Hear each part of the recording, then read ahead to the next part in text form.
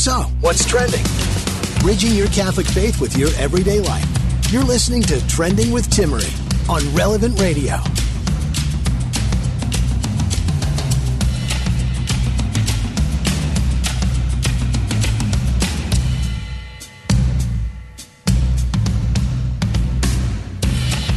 Did anyone actually pay attention to the Oscars this year? I don't think anyone did. I don't think anyone cares. I'll discuss why that is. I'll give you a little bit of a rundown of what happened. But here's the reality. It's our weekly happy hour here on Trending. You're joining me in just a little bit will be Catholic psychologist Dr. Gregory Bottaro. We'll talk about, are you holding your breath? Do you ever hold your breath? I know I do. We'll also talk about that morning prayer routine, why it's important, how you can change it up, what's necessary, and we'll take your calls. So if you have a question related to happiness, joy, life hacks, Catholic psychologist Dr. Gregory Bottaro will join us in just a little bit. Also, we'll discuss how we can't run from reality and how when we run from reality, it actually prevents us from being happy and accomplishing what we want to in the long run. But here's my question for you. What makes you laugh? I will say, I think that I don't have the best sense of humor. And here's the thing. I don't know. Maybe it's a wrong sense of humor. I'm not sure. You tell me. You know, people will show me these YouTube videos and they're like buckled over laughing hysterically, tears coming out of their eyes. And I just don't find it funny. Like, I don't even crack a smirk over it. Do I have a rotten sense of humor? Or I don't know. But I know that I do laugh at the wrong moments. But maybe not, because I'm looking into some of kind of the science of laughing. So when someone gets hurt in front of you and you really shouldn't laugh, but you end up laughing, I am one of those people. I do it. I know I shouldn't. There are some people who just look at me like, that's horrible. You should not be doing that right now. I'm sorry. Karen's schooling me right now. She's like, you shouldn't laugh when someone gets hurt. It's terrible. Okay, we'll talk about why that's actually a thing in a little bit, but my little girl started laughing about a month and a half ago, and it was the simplest little thing. She was like not even 2 months old, and I have this like giraffe that has one of those like crinkly sounds on it if you rub it, and I was just like rubbing my hand up and down the neck of the giraffe, and she was laughing hysterically. Like, could not stop laughing. And it's so cute because it's so simple to make a baby laugh. But at some point, us adults get a little too serious. And we can't laugh anymore, especially as the world is going insane. But here's something that I couldn't help but laugh at. This is just the ridiculousness of life and what we live in 2021. Patrick sent this over.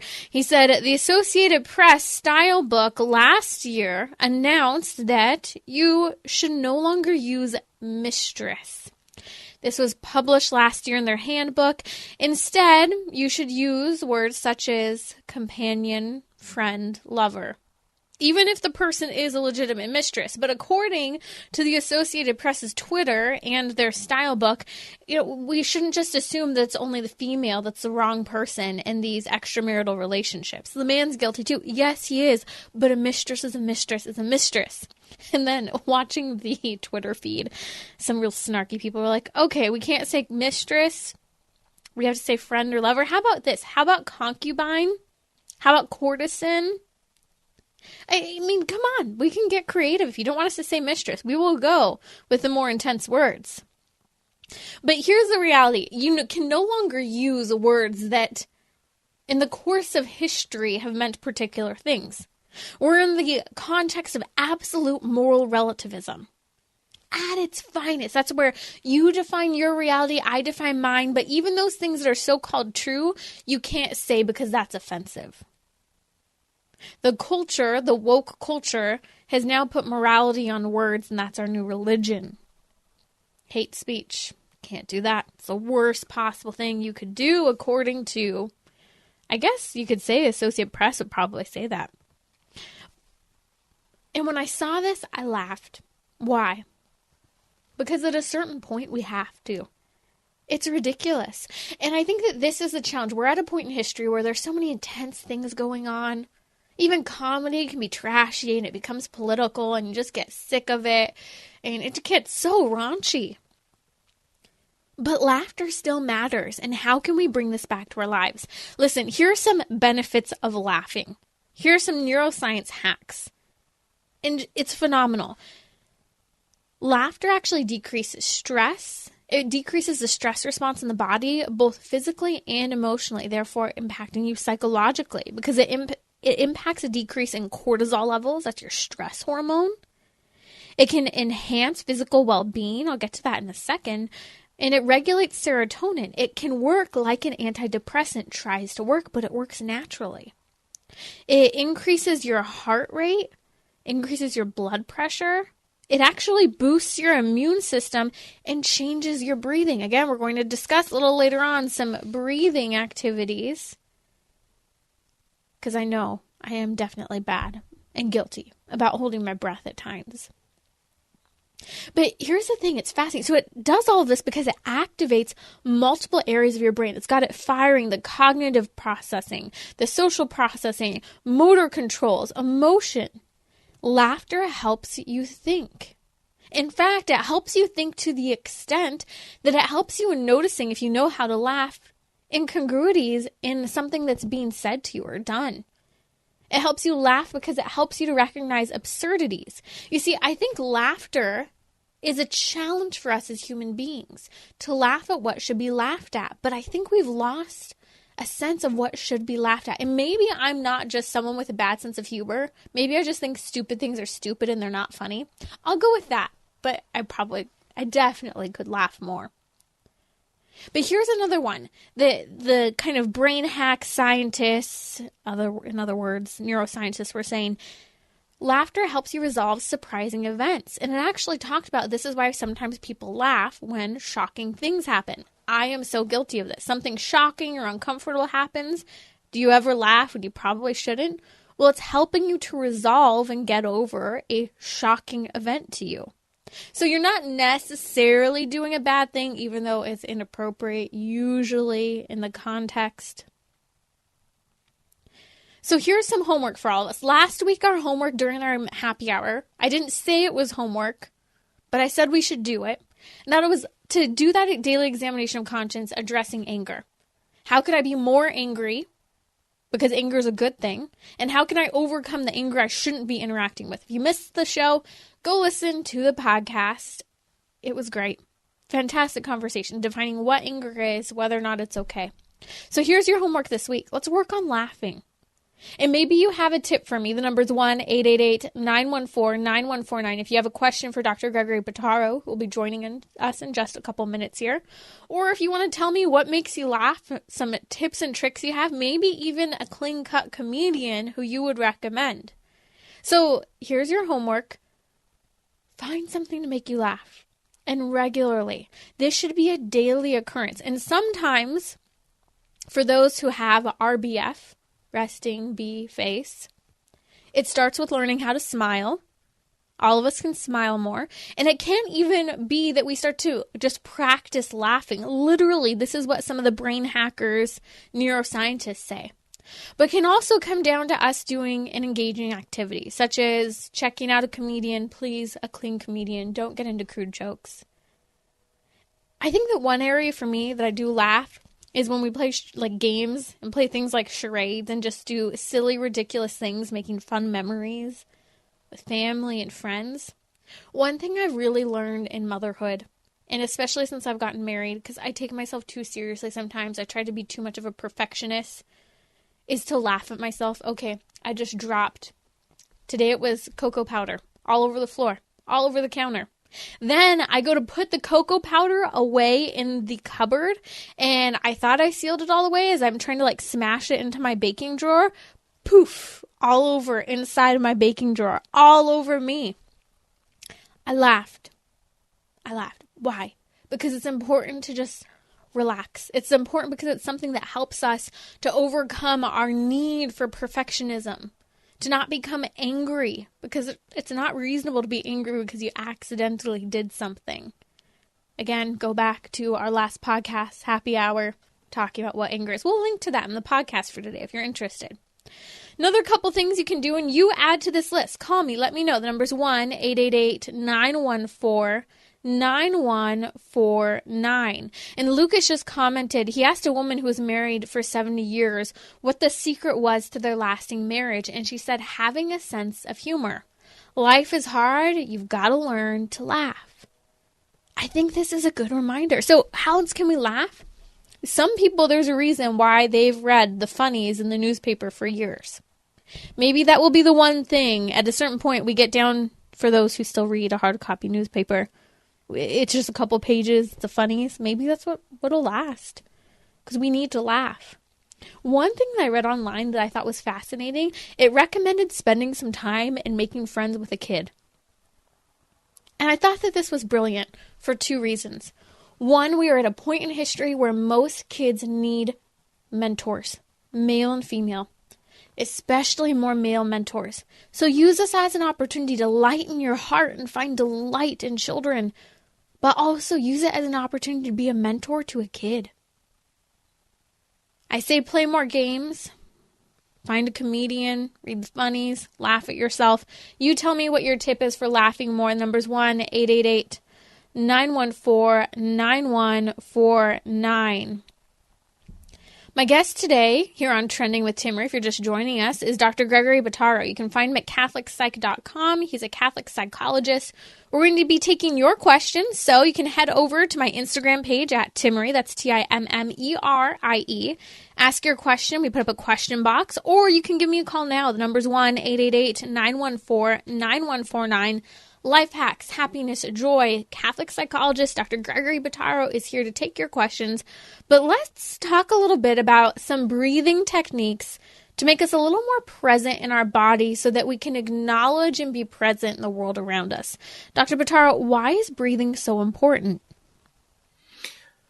Well, it's a great question. Breathing is obviously it's where our life comes from and the oxygen that comes into our body. But the way we breathe, we don't realize, is programmed by God into our brains to be an indicator of whether we're safe or in danger. And when we're in danger, we have a different way that the brain reacts and a different sort of system. It's like the danger mode of the brain, and it knows to go into that mode through our breath. And it also affects the breath. So it's a sort of feedback loop. And when we have really short breath and we're breathing from the upper part of our lungs, that's the kind of breath that we have when we're in danger. We have that fight or flight response activated. And our brain, creativity goes down, compassion goes down, empathy goes down, because we need to either run or fight. And so that's a totally different brain system. Compassion and empathy go completely away. Absolutely. It's eliminated. It's decreased. It's not, it's relative, but it's decreased. That's fascinating. Now, most people, so you and I have talked about this before. I've taught Pilates for years. And one of the first things you work on with a client is helping them to breathe properly. And most of my clients breathe in the upper part of their lungs, breathing kind of into those chesty type of breathers. Yeah. And are you saying that most people who don't breathe properly, it's decreasing their ability to empathize, relate, and also increasing fight or flight hormone? Absolutely. Yeah, that's exactly what's happening. It's triggering the brain to think that there's a problem, and so it actually increases our anxiety. And then there's no actual problem to solve, so we end up like on our treadmill. It's like running really fast but going nowhere, and that's why we get stuck in that loop. Okay, so since I had my baby, and I believe you have 5 or 6 kids, right, Dr. Bottaro? Yeah, we just had our 6th. Congratulations. Thank you. So ever since I had my baby, your diaphragm, everything's moving. After pregnancy, it's weird kind of getting your breath back. And I found myself, and I've never been one to do this, holding my breath postpartum because I got so used to this like short, tight breathing. So how can those of us who, and it's the majority of people, breathe more diaphragmatically, and I can talk about this too, but also work on breathing regularly throughout our day? Yeah, so it's interesting. I mean, it's something you have to intentionally practice, and it's really awkward at first. So you have to schedule time in to do it. And I start off every morning with an exercise where that's what I'm doing. And then the more that you practice it, it just becomes written into habit, and it's muscle memory. It's literally a muscle. So it's something that you develop, and then it becomes more natural throughout the day. But it's really interesting. Another sort of tangent issue, side issue to this is, you mentioned having a baby, and a lot of times this is the issue too. Whether you're postpartum or having a baby, or just sort of experiencing the bodiliness of our humanity, a lot of people are really insecure. And diaphragmatic breathing, you're breathing, you're bringing the breath deep into your belly, and sort of pulling your belly out.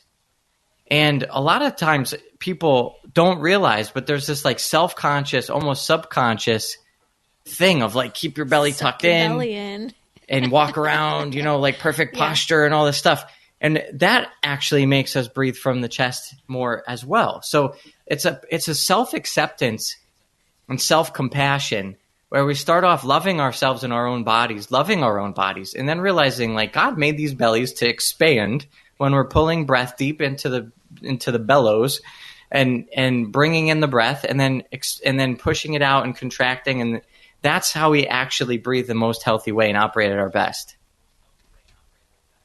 How many people are actually thinking about breathing right now? Maybe for the first time you feel relaxed because you're taking a deep breath now. I know I'm definitely using this opportunity. So, Dr. Bottaro, I have a funny story. I took years ago this class called Finding Your Voice with a big to-do Hollywood acting coach.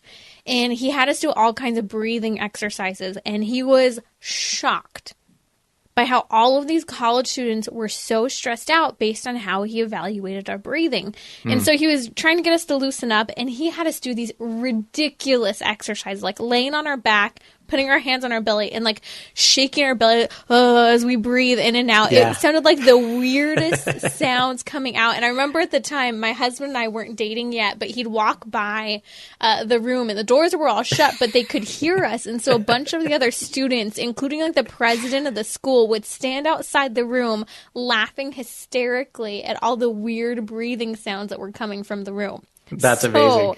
Do we have to do that? Is that what we have to do? Are these I don't know. We have to go to that extent. Go-to directions. Maybe some people need that. I don't know. But it really is. I think it is. It's important to really. People get really self-conscious. It's a great point. And breathing exercises. Am I doing it right? How many counts? That's not enough. That's too many numbers. Like I'm now losing breath. I'm getting out of breath. And, just to simplify it, it's like just pull the breath deep and let your belly expand out when you're pulling breath in. And then really think about the breath coming in all the way to the depths. And that's all you need. It doesn't matter how many counts and how slow or how fast or that's not, you can work up to that. But the first step is just to pull that breath really deep in. And if you want to shake around and make some noises too, I guess that doesn't hurt. Jesus did say, go into your room, close the door, and breathe. I mean, pray. But you know what? This whole line from Matthew 6, it is a reminder that sometimes even just to pray requires that we stop, we slow down, we're present in our body, and we recognize, as you started out with a moment ago, Dr. Bottaro, that our breath is built into the body, and it truly is, as it was once put to me, it's inspiration and expiration, as it's defined, but it's being in the Spirit and expiring, and having the Holy Spirit fill us Amen. And come out of us is such an, I think, important attitude in terms of how we approach breathing techniques. It's so good. And, people wonder about this stuff that I teach, like Catholic mindfulness, what is this New Age stuff? And I tell people, go to adoration. Forget about the teaching and the names and all this stuff, but be present in front of the Eucharist. Just start off with the prayer, ever-present God, here with me now, help me to be here with you, and take a breath in between saying it 3 times. And I promise you, you're going to have better adoration. You're going to be focused and present with Jesus more than you ever have been before. That's what we're talking about. That's what we're actually getting at here. There's a leadership symposium referred to as Vox Vitae. It's happening this summer in LA, and that I've been involved with for a number of years. And the bishop, Bishop David O'Connell, will always come, and he's one of the first talks of the entire event. And I remember the first time he came, I'm like, really? You're going to talk to the kids about sitting and praying and opening their hands up, closing their eyes and breathing? And he would literally sit there, push your feet into the ground, put your palms up, close your eyes, take deep breaths. And I always thought, you're working with kids in LA, Bishop. You do know this, right? They're like, we're barely getting them off of their cell phones, and you're the first to talk. And let me tell you this, every single day that happens at the beginning of the symposium, the kids calm down. They start breathing. They love getting to talk to Bishop. It isn't just because it's a bishop, because the kids don't really care. They care because he helps them to be present in their bodies in a way that kids really struggle to be present today. Yeah, it's so true. Everybody's lost complete track of themselves and who we really are in our bodies, in our breath, in ourself. And we're just tossed to the waves of whatever's happening externally. And that reminder, that call back into our own self, it opens the door to so much grace. And there's so much power in that. It's really beautiful. That's Dr. Gregory Bottaro here on Trending with Timmerie. We're going to come back discussing why it's important to make your morning offering. I'll ask some questions about whether we should change up our daily prayer routine. Why is that important? And we're taking your questions. So give me a call. The number's 1-888-914-9149, or head over to my Instagram right now. Go follow, ask your question that you want to hear answered today during our show. Find me at Timmerie. That's Timmerie. Catholic Order of Foresters is proud to sponsor the Relevant Radio Studio line. For information about employment opportunities and flexible premium life insurance plans, visit relevantradio.com/forester. So, what's trending? Bridging your Catholic faith with your everyday life. You're listening to Trending with Timmerie on Relevant Radio and the Relevant Radio app.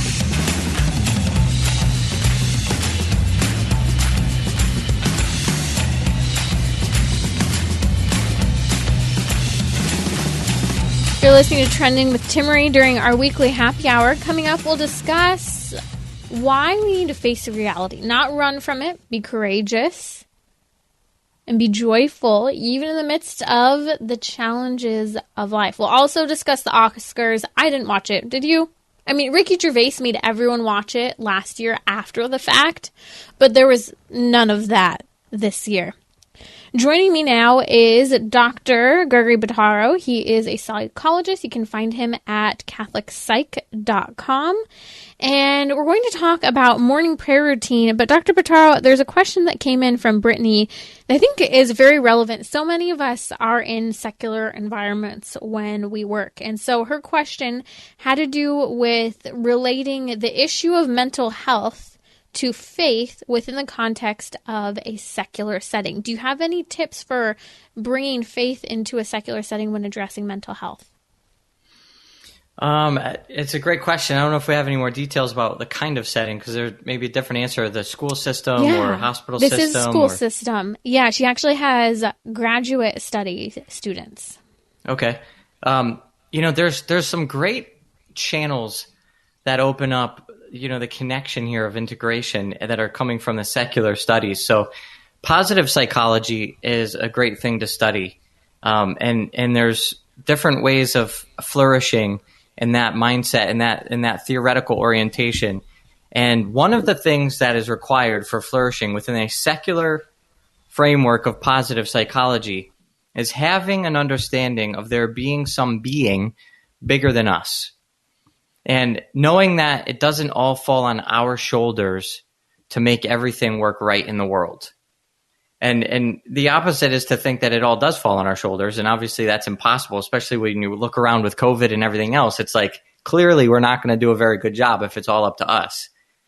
So the idea is that there is somebody out there, and it's secular. They don't get totally into the details of which system of religion is right or wrong or anything like that. But it opens the doorway to engage a conversation. And you can say there are different worldviews, and one that I represent, because we want diversity, right? So one that I represent is Christianity.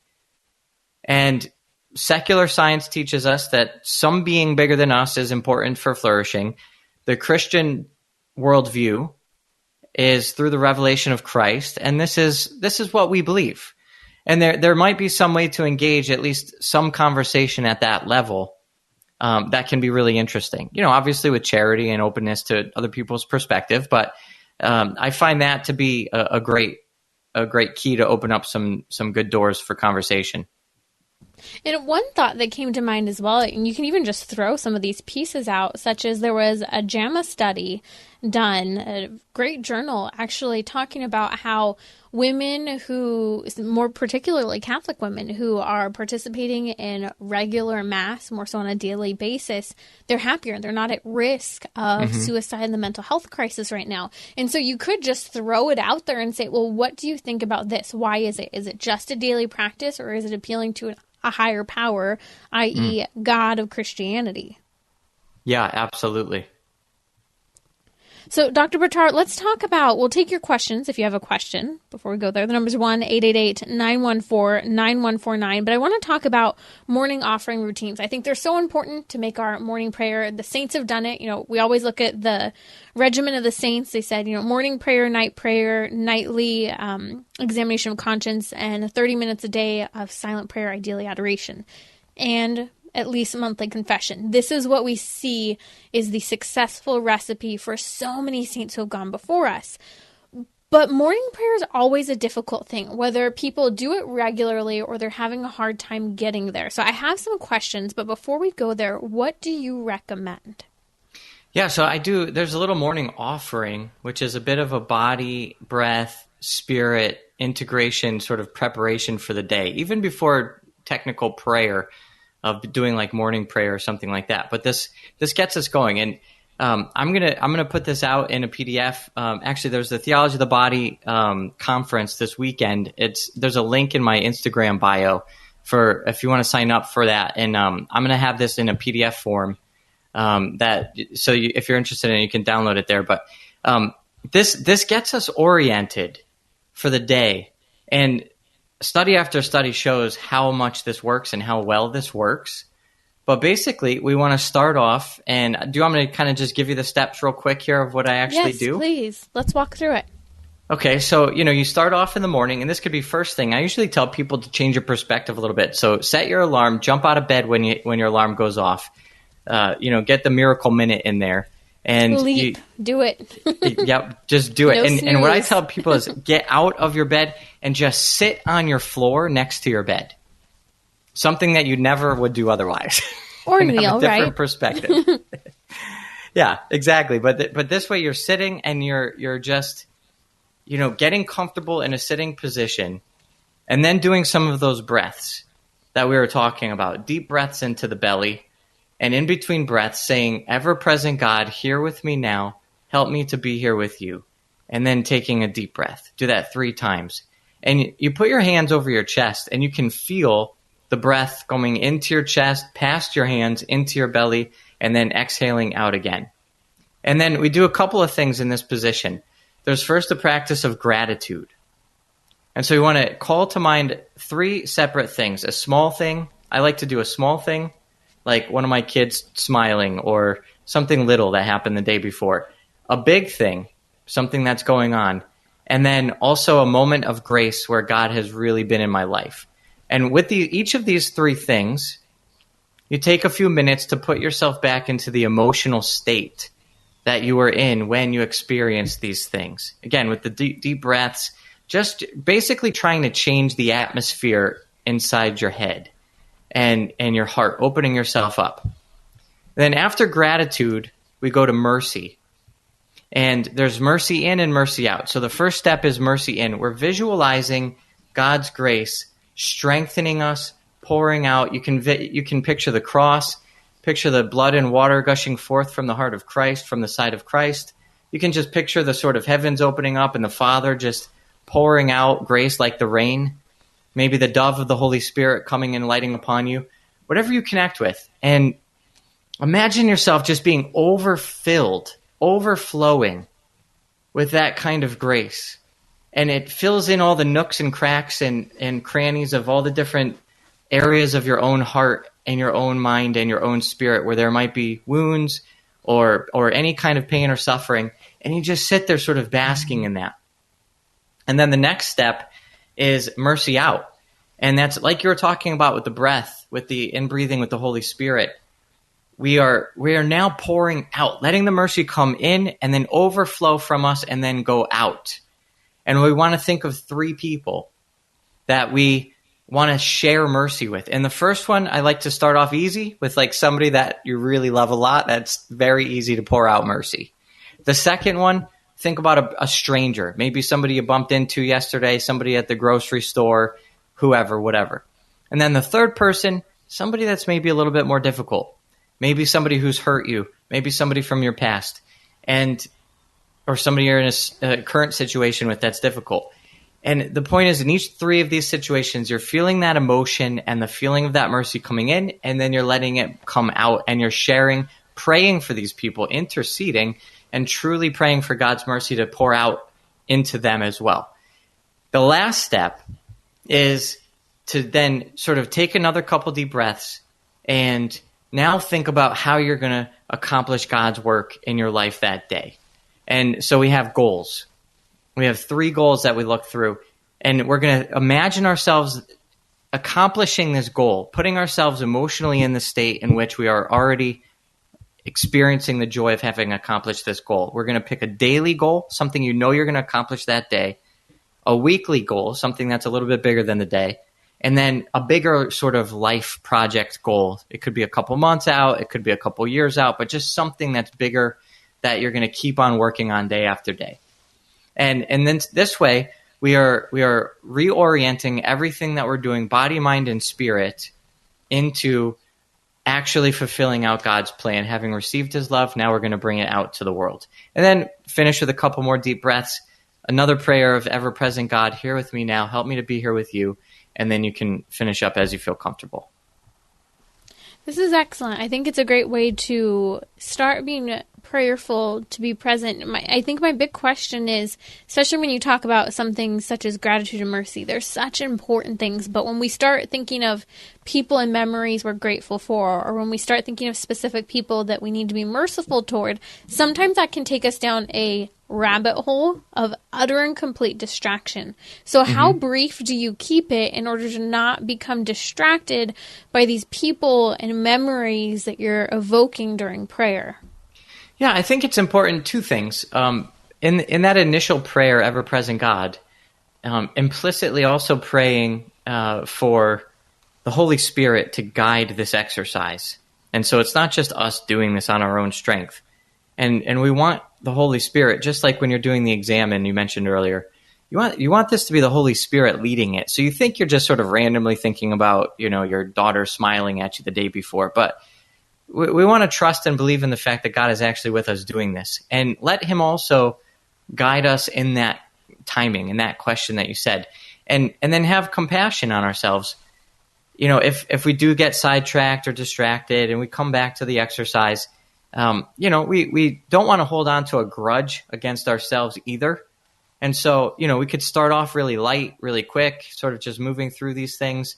And then as we practice and get a little bit more developed in our sort of holding on to the ideas, then maybe we, can go a little deeper on each of those things. But there's a lot of wiggle room. There's a lot of flexibility within this exercise. That's Dr. Gregory Bottaro here on Trending with Timmerie. You can find him at catholicpsych.com. We'll post links in the show notes as well as to this exercise for praying. Again, it's so important for us. I'll just run through some of those steps real quick that he mentioned. Jumping out of bed in the morning. That way we don't fall asleep when we're praying and we're in a prayer posture. He recommends sitting. You can kneel. 2, breathing to become present. 3, work on being present to God. 4th, being grateful for 3 things. 5th, mercy, showing mercy toward others, toward self. And 6th, working on accomplishing things for that day. I think these are all really important steps. And when we use them, it gives us a purpose for that day, but more importantly, it puts a purpose within the context of God.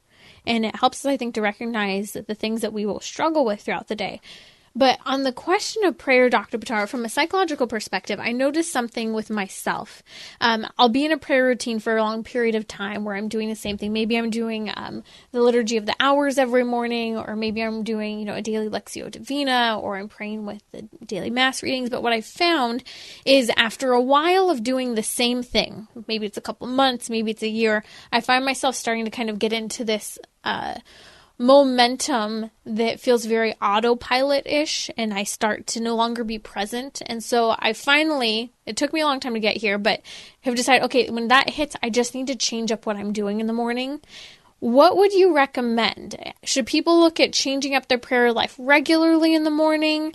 Is there something that we're maybe doing that's preventing us from maybe just sticking with the same thing that is working well? It's just that we need to be more present. Well, so this is such a complex question, and actually I have a course I teach on discernment of spirits, and it's integrated with mindfulness of being self-aware and really knowing, because the answer to that question, it could be either or. And, there are desolations that we feel sometimes in our prayer, and the temptation is to change up our routine. And actually, that might not be what the Holy Spirit is leading us to do. Maybe God is allowing that desolation to fortify us so that we're not just praying for the sort of benefits we get out of it emotionally. Right. There are other times when maybe because of our state in life, maybe because the schedule changed, maybe you just had a baby. So maybe we need some flexibility, and we're being called to not hold rigid to a schedule that used to be so easy for us, and now we have to sort of switch it up a little bit. So it's a little bit more nuanced than that. I think it's really helpful to know that it could be either way, and we have to look a little deeper for the answer. This is a great answer because it acknowledges, one, that you might be in a point in your spiritual journey where you're entering into that dark night of the soul. You're entering into, as you said, the desolation of spirits, which is important to recognize so that we're persevering in prayer and not just chasing maybe a new type of prayer that perhaps stimulates emotions. And maybe even then you find this deadness with prayer versus actually needing to change things, and that it's a good thing to find a better routine. Exactly. St. Ignatius teaches that. Don't make a change in your prayer life or in spiritual life in times of desolation. And there's more gained. You're growing more spiritually by sitting with the difficulty and the discomfort and accepting that instead of just, like you said, looking for that next feel-good prayer. And if you're struggling in prayer, I always look to St. Mother Teresa, who for years battled the dark night of the soul. And if you don't know what that is, it's something we'll have to discuss here more on Trending soon. Maybe we'll talk about that next week during our happy hour, because it's a great challenge when you start to feel that removal of the emotional support, I guess you could say, that you become accustomed to in prayer, or the consolation as we often have. And so this is a great opportunity, I think, for us to ponder that growth in the spiritual life. And maybe you find yourself there. Maybe you're struggling in your prayer. We'd love to hear your questions. Head over to relevantradio.com/trending, where you can connect on social media to ask your questions. That's been Dr. Gregory Bottaro here on Trending with Timmerie. Find him at catholicpsych.com, along with information to his conference, books, and programs. We've also tagged him on social media. I'll be right back to talk about why I didn't watch the Oscars and why you probably didn't either. We'll also discuss the importance of not running from the difficult things in life.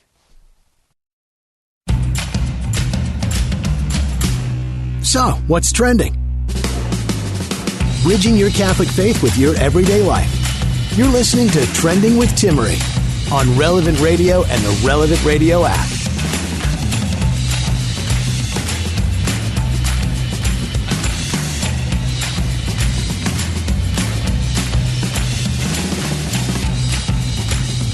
Apparently, Hugh Jackman was pretty worked up, yelling at the TV over Tyler Perry's stirring 2021 speech that, we all just need to find the middle ground. We all just need to stand in the middle. That's where we will all find the kumbaya in the world. In fact, just listen to a little bit of his speech here. My mother taught me to refuse hate. She taught me to refuse blanket judgment. And in this time, and with all of the internet and social media and algorithms and everything that wants us to think a certain way, the 24-hour news cycle, it is my hope that all of us would teach our kids, and not only to remember, just refuse hate. Don't hate anybody. I refuse to hate someone because and they on are and Mexican on and on and on. Here we go. We're going to go with the litany of everyone you shouldn't hate, which we agree with, right? But the problem is that we're getting yet another lecture from another actor at the Oscars. And this is, my friend, why no one watches the Oscars. They're sick of the political lectures, the virtue signaling, and the shaming that occurs. And this is probably why Hugh Jackman was so upset yelling at the television, because we're all just tired of it. Even the actors and the actresses are bored. We're bored. No one watched the Oscars. No one watched the Super Bowl. No one cares about this flashing, elite, exclusive club that we've all been so sick of prior to the Me Too movement, but even ever since they flashed all their multi-million-dollar dresses to stand in solidarity with the whole Me Too issue, after they all were so hypocritical, having done what they had to do to get the parts that they wanted, having been involved in their own way in all of the scandals. And, Ricky Gervais, I find it hilarious that they didn't have a host this year for the Oscars 2021. I think Ricky Gervais, no one could outlive or outperform Ricky Gervais, because everyone after the fact watched Ricky Gervais at the Oscars. They didn't care who won awards. He ripped them a new one last year. And here we are. I think that's part of the reason why they probably didn't have a host. I mean, yes, we can blame COVID and the lack of entertainment, but I also think no one watched. It was just a party for the celebrities to celebrate one another and lecture who they thought was us, but really they were just lecturing each other because we didn't listen. And so here's the reality. I find it fascinating that nobody cares about the Oscars. Everyone says they had better things to do, making memories with their family, spending time. Here's my question. If we know that the Oscars is irrelevant to us, a time waster, how can we have the same attitude about the Oscars as we do about a whole lot of other things? How can we say it just wastes my time, it's not worth it, there are better things to do? Perhaps about social media and finding out what the next person is doing? How can we get over the fact that we're perpetually watching what other people do? In reality, when you think about it, forget reality TV, forget movie stars for a second. Maybe the reason we no longer want the Oscars is because our life, where we are critiquing, commenting, and looking at other people's lives, has become more entertaining. Because we know them. So in reality, we've skipped and ditched the Oscars, but how many hours do we possibly spend on social media instead, doing exactly what we would have been doing about the Oscars, watching the clothing, looking at the awards? We do that with everyone else's lives. Well, so-and-so went on a vacation, so-and-so isn't social distancing, this person is doing X, this person is wearing these clothes. Exactly, Karen, we have our own social media influencers talking back to us. We don't need the Oscars, because these people are more realistic and they relate better to us in our lives. So how do we get to the Oscar approach of, we don't care about that either, and we're going to go and make our own family memories and move on? Remember, our faith calls us to be the light of the world and the salt of the earth. But we can't do that if we just erase one thing and replace it with another that isn't any better for us. And I think that's the challenge. As some people might be surprised that so few people watch the Oscars, we shouldn't be that surprised when we have other far more interesting people to watch. And so the challenge is, how do we become more present rather than just becoming another person who just watches someone else? And then leaves us on the level of the comparative culture where we're never happy because we're always comparing ourselves to other people. So that's my take on the Oscars. We're not watching because we're watching something else, but also we're just sick of the lectures. So let's move on here. You're listening to Trending with Timmerie here on Relevant Radio. It's our weekly happy hour. You're happier when you stop comparing. You're happier when you face a reality, when you take root in God and the great gift of faith He's given you, and when we're courageous. But we live at a time in history where so many people are terrified of testing the status quo, of standing out, of taking risks. In fact, I was reading a really morbid story. Thank you, Lucas, for sending this to me. Did you read it? Did you go back and read it? You did. Okay. He sent me this article, and I don't think he made it to the end before he sent it. But I'm literally sitting here brushing my teeth reading this article, and Jordan Peterson tells the story of a client. He refers to her as Sleeping Beauty because she's this just perfect, beautiful body, beautiful blonde, someone who, you'd think would have a great life, but she's struggling. She's depressed, not finishing her education, even though she's in her 30s. She's having a hard time functioning. She has a very difficult relationship with her stepmother that she's stuck up on and is consuming her, even though she's in her 30s. And she's afraid of life. And so in the course of Jordan Peterson telling this story, and it's going to be a story in his new book coming out soon, he talks about how for her to overcome her fears, and this is how afraid she was. She ate vegan because she just was upset and disturbed by even what was happening to the animals. And so to face her fear, they decided together that she was going to go to a butcher shop and watch what the butcher did. She was going to witness what the butcher did. She was then at a certain point, as she's growing and she's facing her fears and she's being more aggressive in a good way in life because she wasn't being good at taking initiative. Then she starts having these wild dreams, and she gets it in her mind that she needs to actually go to a slaughterhouse. And next thing you know, move forward. Then she decides, this lady sounds crazy. I'm just going to say that for a second. Okay. She does. But she got to where she needed to heal. So now this lady then decides that she needs to go to an embalming. Okay, Lucas, this is when I'm brushing my teeth reading the story, and my mouth is full of toothpaste. I already should have gone to the bathroom to spit it out, and my mouth is full, and I'm reading about the embalming, how and poor Jordan Peterson, he really didn't want to do this, but he went with his client to try and help her. Because okay, perhaps this could help. And they're talking about draining the blood from the body, and I'm like, okay, I'm about to throw up, so thank you, Lucas, for that entire thing. But the moral of the story was this. This was a woman who was now in her 30s. She was stuck up on the relationship with her stepmother. She was afraid of life. And through these various things that they did, she ends up coming to the point where she's doing much better in her life now.